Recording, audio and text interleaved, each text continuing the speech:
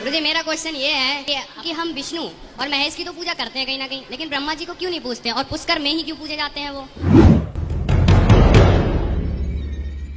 क्योंकि ब्रह्मा जी को श्राप है, शाप लगा है ब्रह्मा जी को, नारद जी ने दिया था।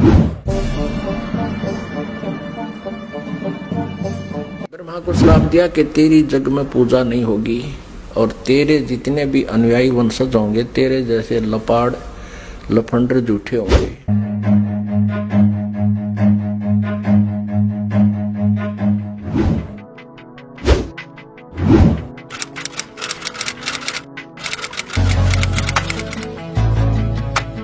नमस्कार दर्शकों, अध्यात्म ज्ञान चर्चा की इस वीडियो में आप सभी का स्वागत है। इस वीडियो में हम जानेंगे कि आखिर संसार में ब्रह्मा जी की पूजा क्यों नहीं होती, आखिर क्या कारण है, क्यों नहीं पूजा जाता ब्रह्मा जी को इस संसार के अंदर।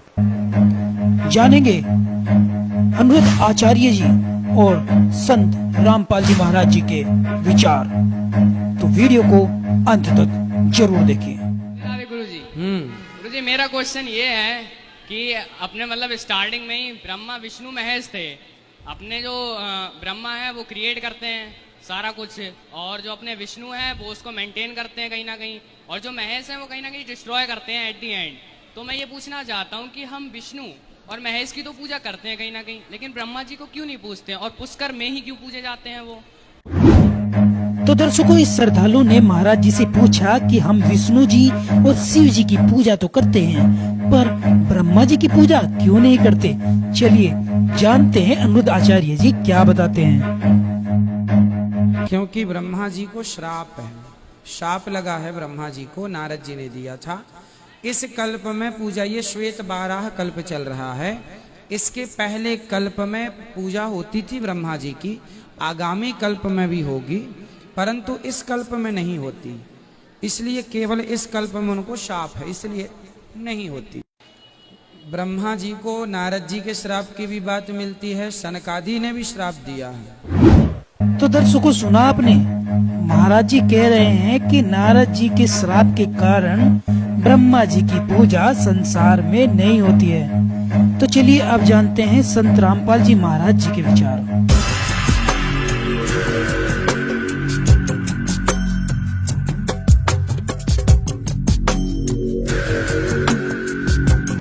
ब्रह्मा जी जब उत्पन्न हुआ, श्री विष्णु जी के नाभि से कमल निकला और उसके ऊपर ये बैठे विराजमान पाया अपने आप को। काफी समय तक उस डंठल को पकड़कर नीचे उतरा, ऊपर नीचे घूमा, कहीं और छोर नहीं मिला, तो वापस उस कमल के फूल पर आकर विराजमान हो गया। तब आकाशवाणी करी क्षर पुरुष ने, ज्योति निरंजन ने, कि तप करो तप करो।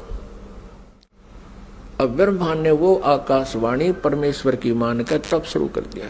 जब इसने 1000 वर्ष तक तप कर लिया, फिर आकाशवाणी हुई कि सृष्टि करो। अब तप से बैटरी चार्ज होगी।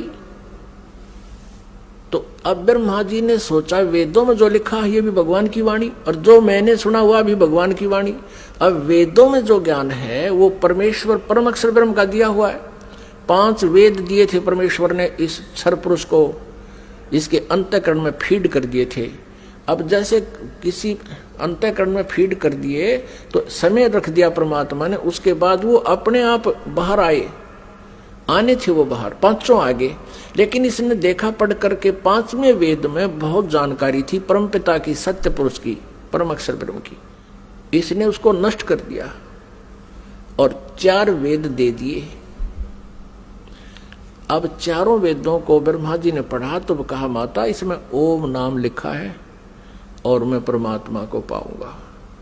दुर्गा ने कहा कि यदि तेरा पिता तुझे नहीं मिला, तू कहाँ जा रहा है, तो तू क्या करेगा भाई अगर तेरे को तेरा पिता नहीं मिला, क्योंकि उसने प्रतिज्ञा कर रखी है तुम्हें दर्शन नहीं देगा।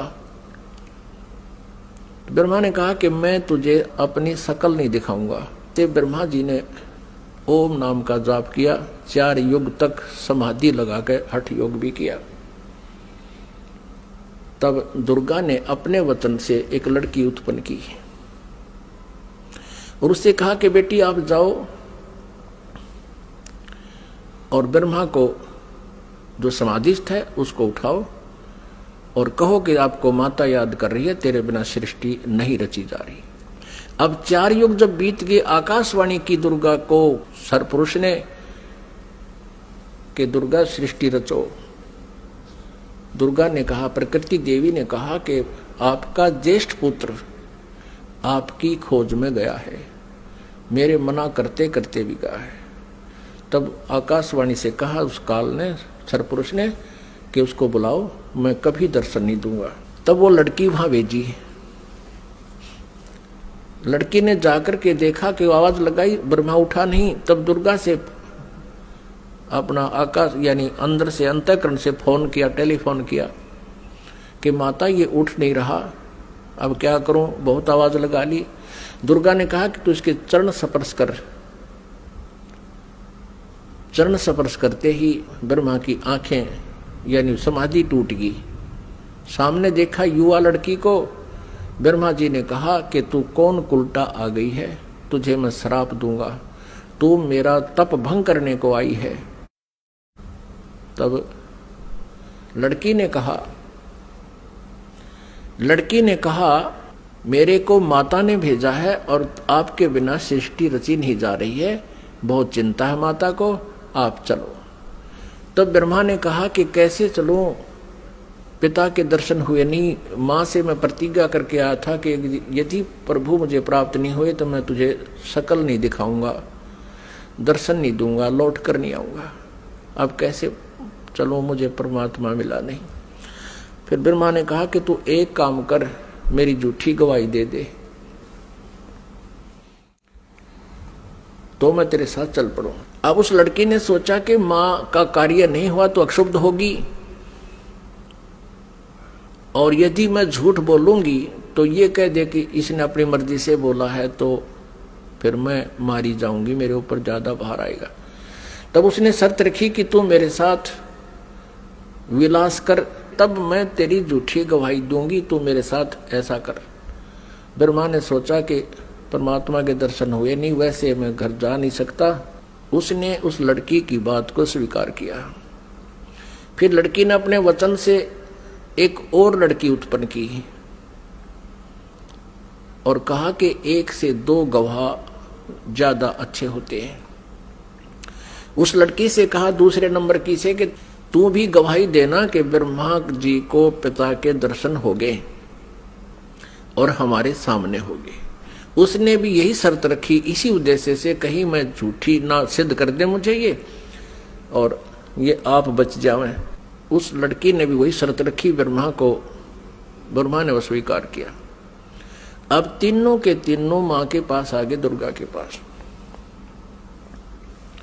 अब दुर्गा ने पूछा, प्रकृति देवी ने पूछा ब्रह्मा से, क्या आपको अपने पिता के दर्शन हो गए? अब सुनियोजित षड्यंत्र के तहत ब्रह्मा ने कहा, हाँ मुझे पिताजी के दर्शन हो गए। तो दुर्गा ने कहा कि भाई कैसे मानूं मैं तेरी बात को, क्योंकि दुर्गा को तो फाइनल था कि उसने कह रखा कि मैं दर्शन नहीं दूंगा, ये मेरा फाइनल आदेश है, फाइनल फैसला है, डिसीजन है। अब दुर्गा को पूरा दृढ़ विश्वास था कि ऐसा तो हो नहीं सकता। तो उसने कहा कोई गवाह बता भाई, कोई एविडेंस दे। ब्रह्मा ने कहा कि दोनों लड़कियां मेरी गवाह हैं। अब उस दोनों लड़कियों से दुर्गा ने पूछा कि बताओ तुम्हारे सामने इसको दर्शन हुए? हाँ। दोनों ने झूठी गवाही दे दी कि हमारे सामने इसको ब्रह्मा जी को भगवान ने दर्शन दिए हैं, मनुष्य दृश्य है। क्योंकि वेदों में लिखा है, यजुर्वेद अध्याय नंबर 5 के श्लोक नंबर 1 में और 5 के मंत्र नंबर 8 में। तो 8 में तो 3 बार लिखा भगवान के विषय में, और यजुर्वेद अध्याय नंबर 5 के श्लोक नंबर 1 मंत्र में 2 बार लिखा, अग्ने तनुरसी विष्णुवे तवा सोमस्य तनुरसी। परमात्मा सहशरीर है, उस परमेश्वर का सबके धारण पोषण करने के लिए उस अमर पुरुष का शरीर है। और ऋग्वेद मंडल नंबर 1 सूक्त नंबर 31 मंत्र नंबर 18 में स्पष्ट किया है कि वो नरवत अग्नि, मनुष्यवत, मनुष्य के समान है वो परमात्मा। तो ब्रह्मा को वेदों से तो पता था कि भगवान मनुष्य जैसा है, उधर से उनको समझा दिया, तुम न्यों बता दियो भगवान मनुष्य जैसा है। अब दुर्गा को सभी ने जब गवाही दे दी तो दुर्गा समंजस में पड़ गई कि मेरे को तो वो कह रहा था मैं दर्शन दूंगा ही नहीं, और इन बच्चों को दर्शन दे दिए। अब दुर्गा अपने मन में दुखी होकर दूर जा बैठी और कहने लगी कि आप तो बहुत झूठे हो। आकाशवाणी अपने इंटरनेट कनेक्शन कर लिया। ऐसे ही कर लेते हैं बातें जब जिनकी भक्ति से जो सिद्धियां प्राप्त हो जाती हैं, दूसरे से दूर देश में बैठकर भी बातें की जा सकती हैं। अब दुर्गा ने कहा कि आप झूठे हो, आप झूठ भी बोलते हो, संभालो अपने काम को, आप ही करो। मुझे कुछ कहते हो, बच्चों को कुछ कहा है।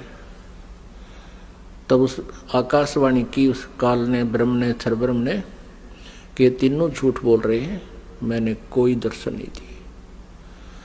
तब वो आई करड़ी होकर दुर्गा, जैसे जांच अधिकारी को जब पता लग जाता है कि सच्चाई क्या है, पहले तो विनम्रता से पूछता है वो थानेदार, और फिर सोटा ठाकर खड़ा हो जाता है, सच्ची बता दो, झूठ बोलते हो तुम, मैंने उससे पता किया, मैंने उससे पता किया, वो ऐसे ऐसे कर। तब वो कहने लगा कि मुझे आकाशवाणी हुई है परमात्मा की कि तुमने को कोई दर्शन नहीं हुए हैं। तब ब्रह्मा हंसने लग गया कि माता, मैं प्रतिज्ञा करके गया था कि पिताजी के दर्शन नहीं हुए तो मैं आपको दर्शन नहीं दूंगा। पिता के दर्शन हुए नहीं थे, हम तीनों ने मिलकर झूठ बोल दिया वापस आने के लिए। तब दुर्गा ने हम तीनों को श्राप दे दिया। ब्रह्मा को श्राप दिया कि तेरी जग में पूजा नहीं होगी और तेरे जितने भी अनुयायी वंशज होंगे तेरे जैसे लपाड़ लफंडर झूठे होंगे, सच्चाई का पता नहीं होगा पर विद्वान कब आएंगे। तो ब्रह्मा जी के अनुयायी कौन है? ऋषि महर्षि, और उनको वेदों का बिल्कुल ज्ञान नहीं था और मैं ऋषि की पदवी पा गए। अभी दिखाएंगे, घबराना ना, कोई पहली बार सुन रहा हो, पूरी डिटेल दिखाएंगे कि सतयुग के ब्राह्मण और गुरु ऋषियों को वेदों का ज्ञान कैसा था। उनको वेदों का ज्ञान ही नहीं था। अब ब्रह्मा जी को बड़ी चिंता हुई कि मेरे को श्राप दे दिया, मेरी पूजा नहीं होगी। ब्रह्मा मूर्छित हो गया। इस आघात ऐसी लगी उसको वचन की।